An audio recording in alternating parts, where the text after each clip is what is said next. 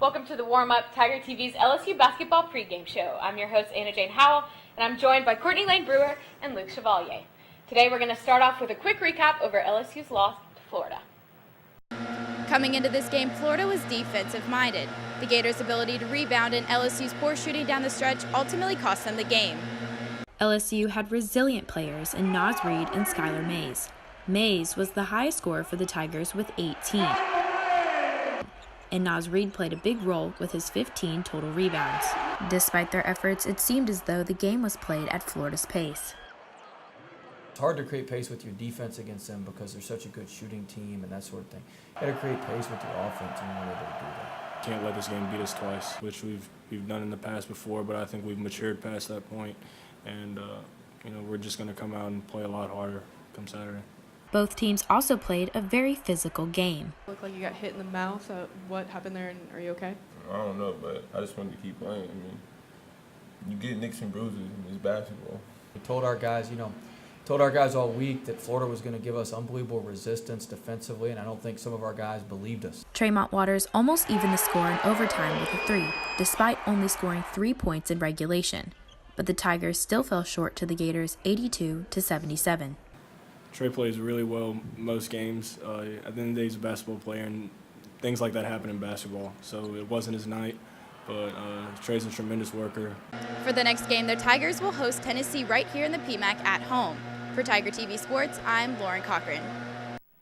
Now, obviously, LSU, such a disappointing loss, especially at this point in the season, with their expectations getting higher and higher. Luke, do you have any thoughts? Well, so the Florida game was a disappointment, of course. I think we were looking a little too far ahead with the rest of our season.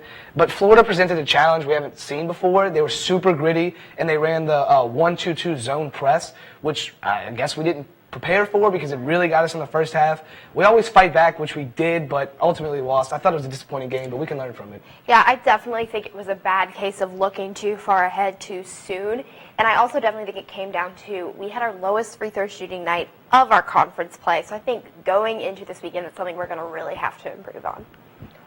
I agree. I think one of LSU's greatest assets is their offensive board performance. We're known for offensive rebounds, gets us those second chances, and it's what keeps us in the game. We've had a lot of close games, barely pulled them out, and I believe that's why. And I think towards the end of the game, Florida had a much more impressive performance on the boards, and I think that, moving forward, that's something that we really just have to keep in order. I also think it's kind of scary that Florida was able to keep Tremont Waters in check, who is the lifeblood of this team. And when he goes in check, we're not going to win that many games. So I really hope we can figure it out and Tremont can continue to play as well as he has all SEC play. Absolutely. And I think with so many close games lately, it was kind of bound to happen. As you said, LSU's a great team, but they can't keep winning by a hair every time. It's something that they need to pick up, and if they're going to consistently win, they need to know how to do it well.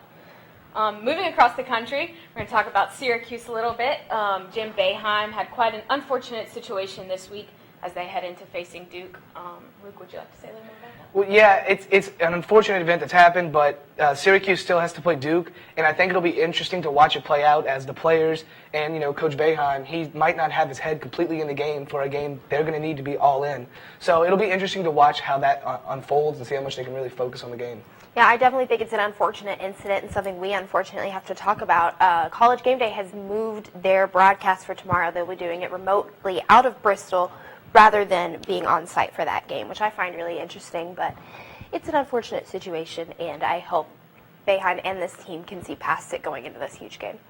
Absolutely. And if you don't know what happened, Jim Boeheim unfortunately hit a pedestrian, a man who had been in a wreck on the interstate, and the man later died.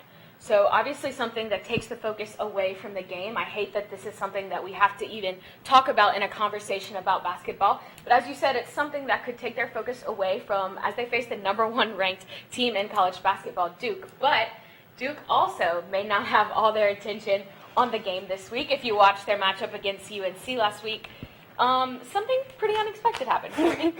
Well, while we were all working the Florida game, through my Twitter timeline, I slowly see jokes about Nike's stock plummeting as Zion exploded his shoe, I think is the best way to put it. Combusted. Yeah.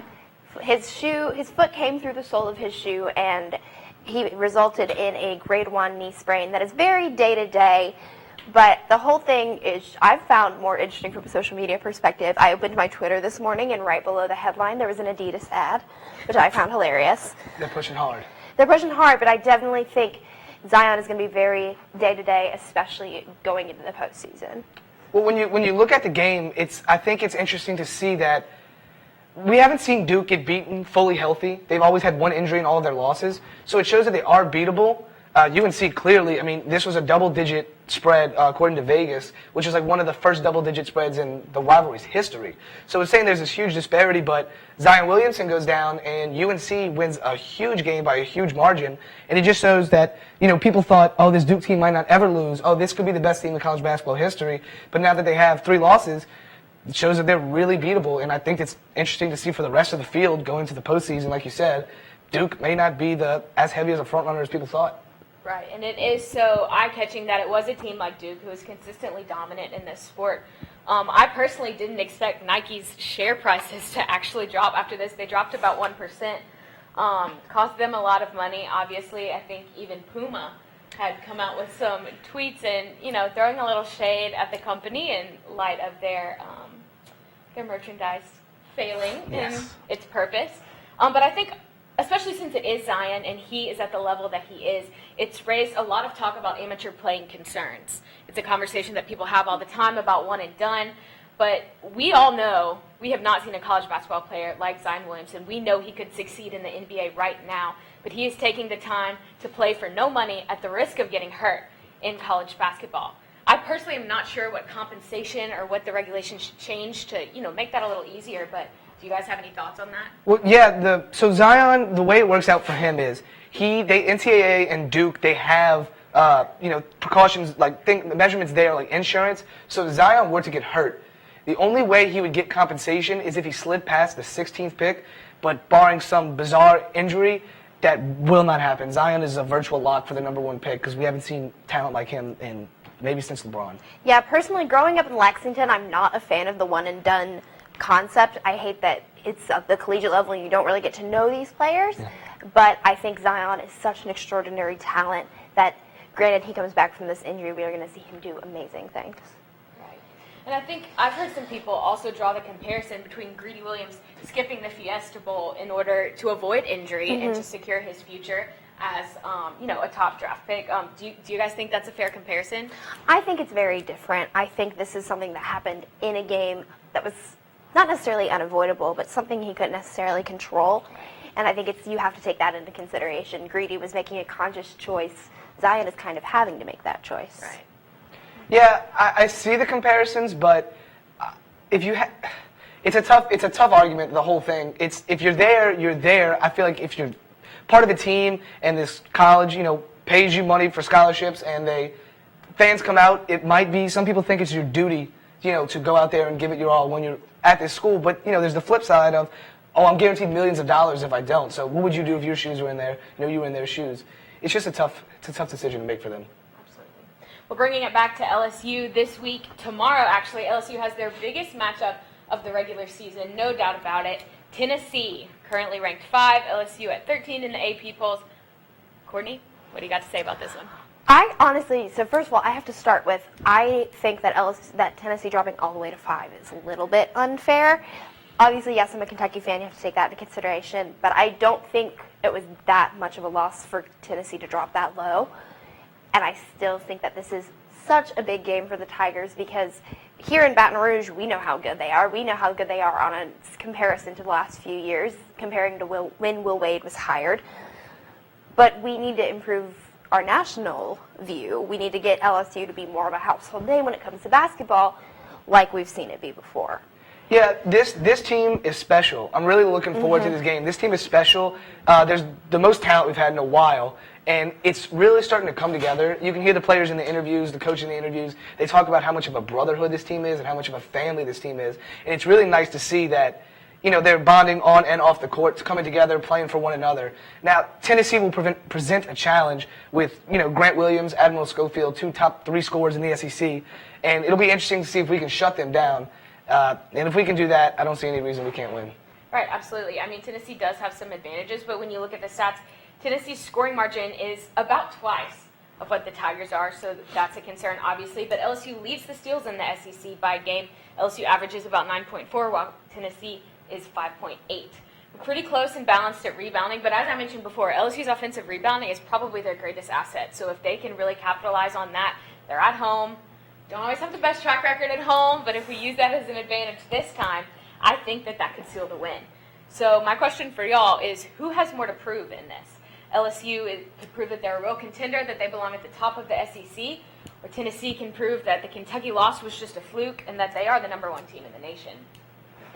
What do y'all think? I mean, I personally, you just said it, I think a lot of people on a national scale think that the LSU win over Kentucky was a fluke. And so I think this game is crucial in determining how LSU is viewed, not only on a national scale, but going into bracketology. I think this game is really big for seeding. Yeah, I agree with your point, but I think Tennessee has more to prove in this game. I mean, they just were the #1 team.